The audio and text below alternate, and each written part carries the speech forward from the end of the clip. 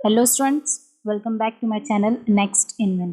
Friends, आज की जो वीडियो है उसके थंबनेल पर आपने देखा है कि मैंने वहाँ पर लिखा है कि अगर आपने जैसा आप रस लिखते हो उस तरह से अगर आपने रस को लिखा तो आपको नंबर्स नहीं मिलने वाले हैं। दैट मीन्स आपके जो दो नंबर हैं उनको आप नहीं ले सकते हो। क्यों? क्योंकि जिस तरह आप लिखते हो अब वैसा रस 2023 में नहीं लिखना है, और अगर आपने वैसा लिखा तो आपको उसमें नंबर एग्जामिनर नहीं देगा। तो आखिर लिखने का रस को क्या सही तरीका है, तो कैसे लिखें इसको? अब बात ये होती है कि अगर आप जैसा लिखते हो वो गलत है तो उसको कैसे लिखें कि वो सही रहे और आपको आपके नंबर पूरे मिलें।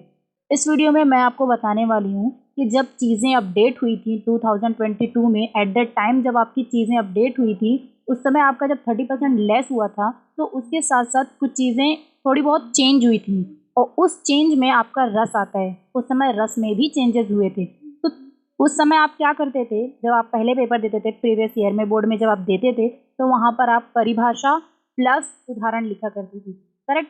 तो जब जब के लिए ये बिल्कुल सही था, तब इसी पे आपको नंबर मिलते थे। आप परिभाषा लिखते थे एंड उदाहरण देते थे तो आपको पूरे नंबर मिलते थे। एक नंबर जो है आपका परिभाषा से बनता था और दूसरा नंबर आपका उदाहरण से बनता था। तो वो थर्ड चीज़ क्या है जो नई अपडेट हुई थी उस समय, और आपको 2022 के पेपर में भी वो चीज़ आई थी, लेकिन काफ़ी बच्चों ने एंड काफ़ी यूट्यूबर्स ने उस पर ध्यान नहीं दिया जिसकी वजह से उस पर वीडियो नहीं आई थी। लेकिन मैं आपको बताने वाली हूँ कि वो थर्ड क्या चीज़ थी जो अपडेट हुई थी, जिसको आपको 2023 में लिखना है ताकि आपको नंबर्स पूरे मिले। एंड विद प्रूफ के साथ मैं आपको बताऊंगी, प्रूफ भी मैं आपको दूंगी कि मैंने ऐसा क्यों कहा।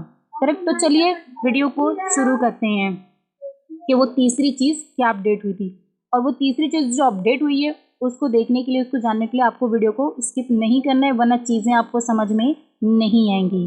तो चलिए देखते हैं। यहाँ पर मैं आपको उदाहरण देती हूँ वीर रस का। करेक्ट?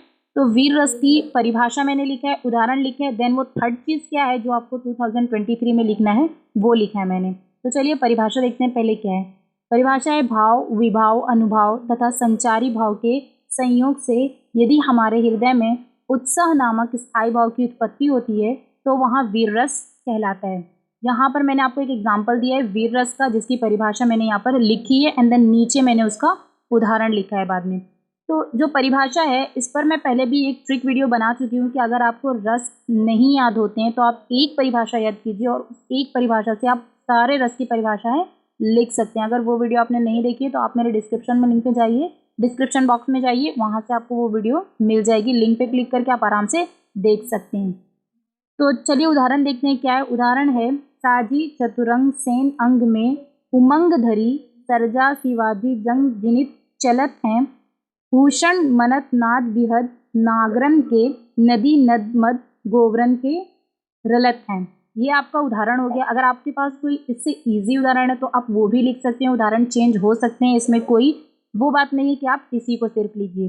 तो ये थी आपकी दो चीज़ें जो अब तक के आप लिखते आ रहे थे, लेकिन अब ये दो चीज़ें सिर्फ नहीं लिखनी है। अब आपको वो थर्ड चीज़ भी लिखनी है जो कि अपडेट हुई थी 2022 में। ओके?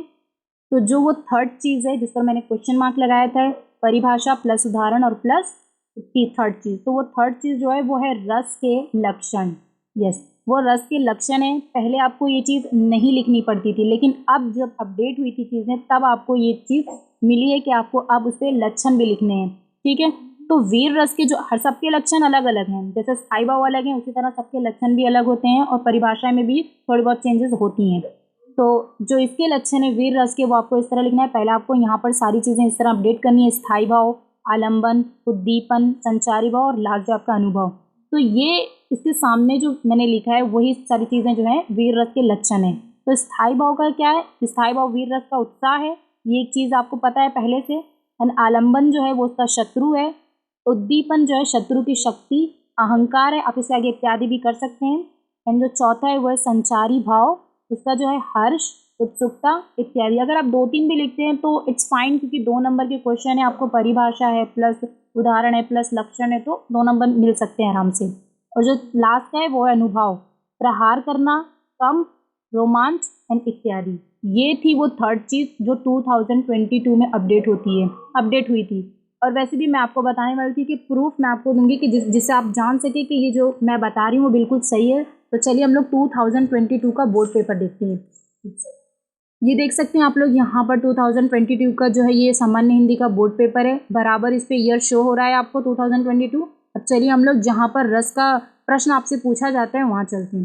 लास्ट में देख सकते हैं आप लोग यहाँ पर लास्ट पेज पर जो है आपको दिया गया है वीर रस दिया हुआ है अथवा श्रृंगार रस का लक्षण सहित एक उदाहरण लिखिए। देख सकते हैं आप लोग साफ साफ शब्दों में यहाँ पर लिखा हुआ है कि लक्षण सहित उदाहरण लिखिए। मतलब आपको जो है परिभाषा भी लिखनी है, उदाहरण भी लिखना है और प्लस लक्षण लिखना है।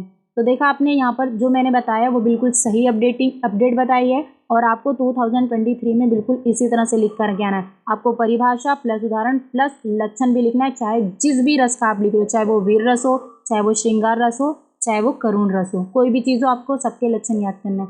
तो ये मैंने वीर रस पर बताया। अगर आपको और भी करुण रस हो गया या शांत रस या रौद्र रस, इन सब रसों पर अगर आपको लक्षण सहित उदाहरण परिभाषा चाहिए तो आप मेरे चैनल को सब्सक्राइब कीजिए। नीचे कमेंट बॉक्स में आप मुझे लिख करके बता सकते हैं आपको जिस पे भी चाहिए, जिस रस पे भी चाहिए, आप मुझे कमेंट करके बोल सकते हैं, मैं आपको प्रोवाइड कर दूंगी। एंड अगर आपको मेरी ये वीडियो पसंद आई तो चैनल को लाइक, सब्सक्राइब एंड शेयर ज़रूर करें।